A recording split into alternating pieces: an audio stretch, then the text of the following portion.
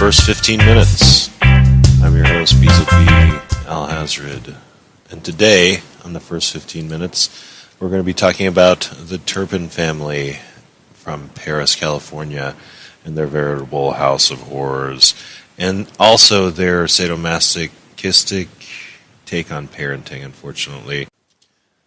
Alright, so let's just get right into that. So we're going to start out with a couple articles that I found concerning the Turpin family and all the horrifying things that they've been a part of. The first article that I'm going to be going over here is titled The Turpin Family, Horrifying Conditions as 13 Siblings Allegedly Lived Under Revealed. Children were allegedly punished for washing hands and taunted with food they could not eat. This article is by Jeremy B. White. Friday, 19 January 2018.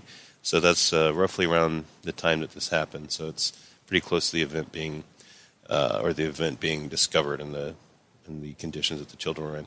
So as they announced the charges that could send David and Louise Turpin to prison for life, prosecutors described a gruesome years-long nightmare of allegedly imprisoning, beating, and psychologically tormenting their children. The charges include 12 counts of torture, 1 count of lewd act on a child against Mr. Turpin, 7 counts of abuse of a dependent, 6 counts of child abuse, and 12 counts of false imprisonment.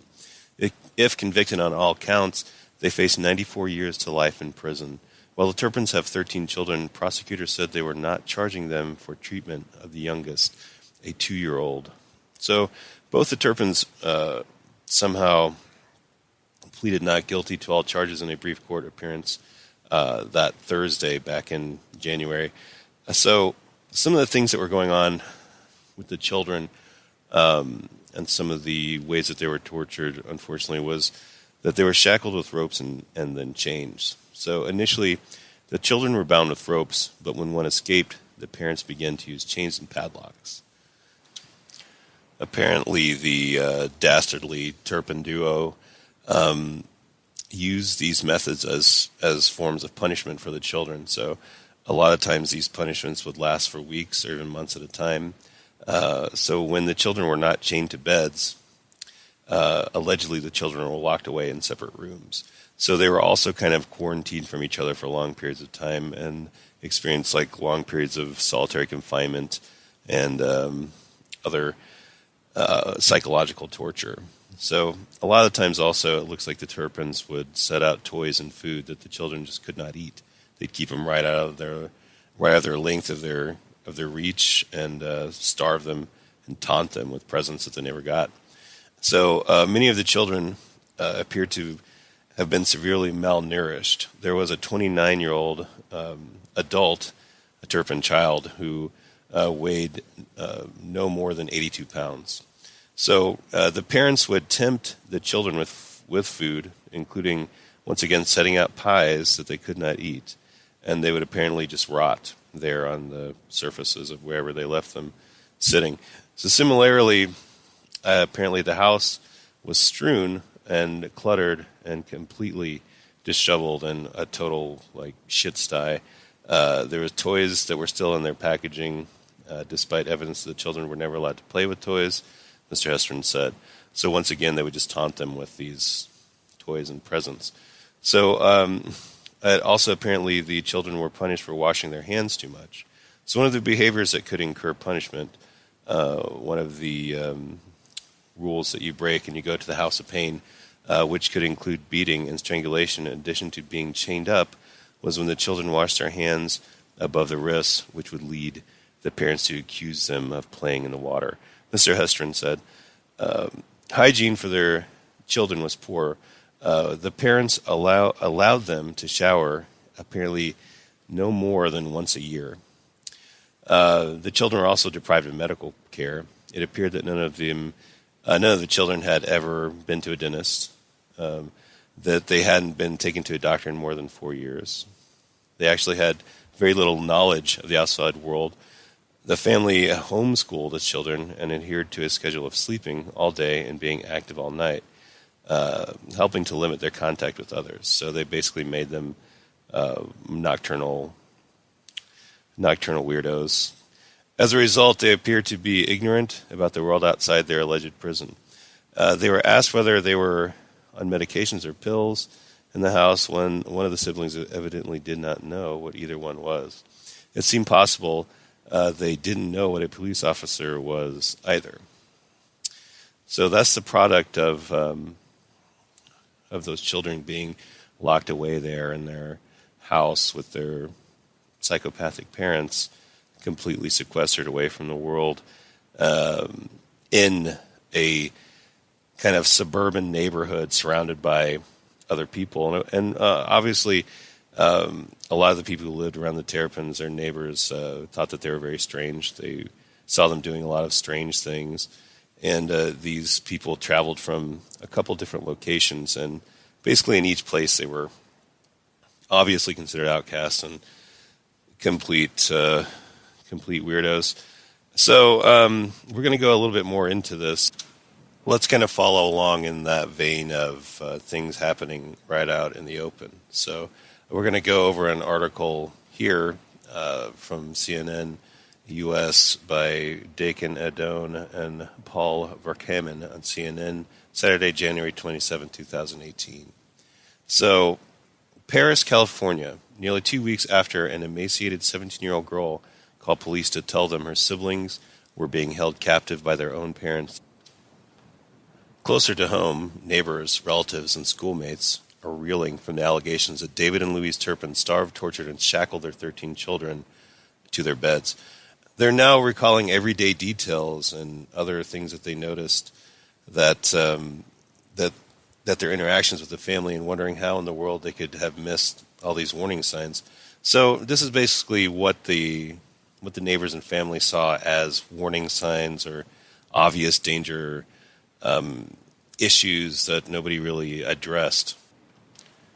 Testimony from a neighbor, Celine Simon, who lives across where the Turpin house was in Paris, California, actually told CNN that Thursday that the neighborhood was still in shock. I quote her here as, "I just thought they were really private and that maybe they did most of their playing in the backyard," said Simon, who usually saw the family coming and going after nightfall. So every now and then, Simon would approach the Turpin's front door to have her daughter sell the family Girl Scout cookies. Louise would never open the door all the way, Simon remembered, but she would see children behind Louise jumping up and down because they were so excited for cookies. Simon saw 6 of the Turpin kids at a community Christmas party a couple of years ago. She said the oldest was a boy in his 20s, but she told him, "You look like you're a teenager, not in your 20s. He just smiled and nodded, Simon said. So those Girl Scout cookies that they purchased apparently never actually made it to the mouths or the stomachs of the Turpin children, more than likely. Julie Ola and Sharon Ontiveros, who also lived in the neighborhood, said they were devastated by the news. "It kills me," Ontiveros says. "It kills me."